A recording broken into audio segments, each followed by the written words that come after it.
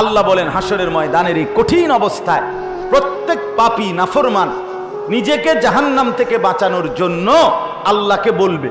কি বলবে? আল্লাহকে এক নম্বরে বলবে, আল্লাহ আমার ছেলে মেয়েগুলোকে জাহান্নামে দিয়ে দেন। দুই, অসাহিবাতিহি আমার স্ত্রীকে জাহান্নামে দিয়ে দেন। ও আখিহি আমার ভাই বোনকে জাহান্নামে দিয়ে দেন। ও ফাসিলাতিহিল্লাতি তুযি আমার পাড়া পড়শিকে জাহান্নামে দিয়ে দেন। ওমান ফিল আরদি জামিআ আল্লাহ পৃথিবীর সমস্ত মানুষকে জাহান্নামে দিয়ে দেন। সুম্মা ইউনজি অতঃপর একলা আমারে শুধু বাঁচায়, আমারে বাঁচায়। আল্লাহ প্রয়োজনে সবারই জাহান্নামে দিয়ে দেন, আমারে দিয়ে দেন। বয়স্ক বাবা যারা আছেন আপনাদেরকেও বলি, বাবা জিন্দিগির হিসাব মিলায়া যান, জীবনের হিসাব মিলায়েন। কি নিয়া কি রাইখা কবরে যাচ্ছেন? আল্লাহ তাআলা কোরআনে বলছে, আলিমাত নাফসুম মা কদ্দামাত ওয়া আখখারাত। বান্দা হাসরের ময়দানে আসলে তুমি দুইটা জিনিস জানবা। এক, তুমি নিজে থাকতে কি করছিলা। দুই, তুমি কবরে আসার সময় কি রাইখা আসছিলা। কসম আল্লাহর, এটা কোরআনে আছে। আল্লাহ বলছেন তুমি যা করছিলা ভালো মন্দ তার হিসাবও দেখবা তোমার নামে, আর তুমি যা রাইখা আসছো দুনিয়ায় তার হিসাবও তোমার নামে দেখবে। তুমি থাকতে যতদিন টেলিভিশন দেখছো এটার হিসাবও পাইবা। তুমি যে রঙিন টেলিভিশন ঘরে রাখা কবরে আসছো, এরপরে তোমার বউ বাচ্চা যতদিন টেলিভিশন দেখছে, খোদার কসম তোমার আমল নামায় সমপরিমাণ গুনাহ, এটার হিসাবও পাইবা। তুমি যে নামাজ পড়ছো এটার হিসাবও দেখবা। তুমি যে মসজিদে দান করছো, এরপরে যত মুসল্লি নামাজ পড়ছে তোমার পরে, সেটার হিসাবও তোমার নামে দেখবা।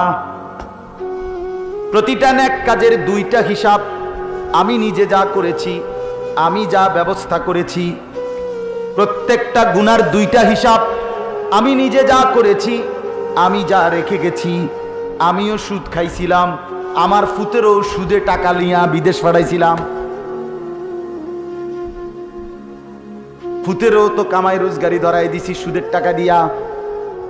তাহলে আমি তো তারে রেখে গেলাম, মানে সুদের উপরে রেখে গেলাম।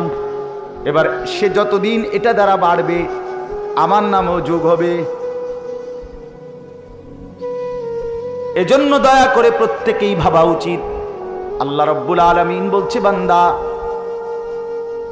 ওই বেঈমান না ফরমান যেভাবে সামনাসামনি আযাব চাইলো, আযাব চাক কিংবা না চাক, কাফের বেঈমান মুশরিক না ফরমানের জন্য আযাব আসবেই আসবে। হাসরের ময়দান আমি আল্লাহ তাআলা ছাড়ব না। আল্লাহ বলছেন, বান্দা বিশ্বাস করো, আহসাহুল্লাহ আমি কিন্তু তোমার জিন্দেগি গুনে গুনে রাখছি। তুমি ভাইব না বান্দা এখন ছেড়ে দিছি বলে আমি আল্লাহ তাআলা হাসরের ময়দানেও ছেড়ে দেব না। দুনিয়া আল্লাহ তাআলা এমনি ছেড়ে রাখছে। এটা তো পরীক্ষার জায়গা। পরীক্ষার হলে টিচার কিছু বলে না, আগেই সব বলে দিচ্ছেন। আল্লাহ তাআলা নবীর মাধ্যমে, রাসূলের মাধ্যমে, কোরআনের মাধ্যমে সব বলে দিছেন। আল্লাহ বলেন, বান্দা পাত্তা দিলা না, অসুবিধা নাই, কবরে আইসো দেখা হবে, হাসরের ময়দানে আইসো হিসাব হবে। এই জন্য দয়া করে নিজের আযাব নিজে টাইনা আইনেন, নিজের মুসিবত নিজে টাইনা আইনেন। আল্লাহ তাআলা নবীজিকে বলছেন, ফাসবির সাবরান জামিলা। হে বন্ধু, যে যত ব্যঙ্গ করে, বিদ্রুপ করে, আল্লাহর আযাবের ব্যাপারে উপহাস করে, আপনি ভদ্রভাবে ধৈর্য ধরেন। আপনি ধৈর্য ধরেন, তর্ক করেন না, আপনি ধৈর্য ধরেন। ইন্নাহুম ইয়ারাউনাহু বাঈদা। আল্লাহ বলেন নাফরমানরা আল্লাহর আযাব দূরে মনে করে, ওয়া নারাহু করিবা, আর আমি আল্লাহ মনে করছি সেটা একদম কাছে, খুব কাছে। সে চোখ বন্ধ করলেই দেখবে 60 বছর কিছুই না। আখিরাত এত লম্বা, কবরের এক রাত এত লম্বা, কবরের 1 ঘন্টা এত লম্বা। আল্লাহ তাআলা বলেন, ইয়াউমা তাকুনুস সামাউ কাল মুহল, যখন আসমান গলিত তামার মতো গলে গলে পড়বে, ইসরাফিল ফু দিলে, ওয়া তাকুনুল জিবালু কাল ইহন, আর পাহাড়গুলো পশমের মতো, তুলার মতো উঠতে থাকবে।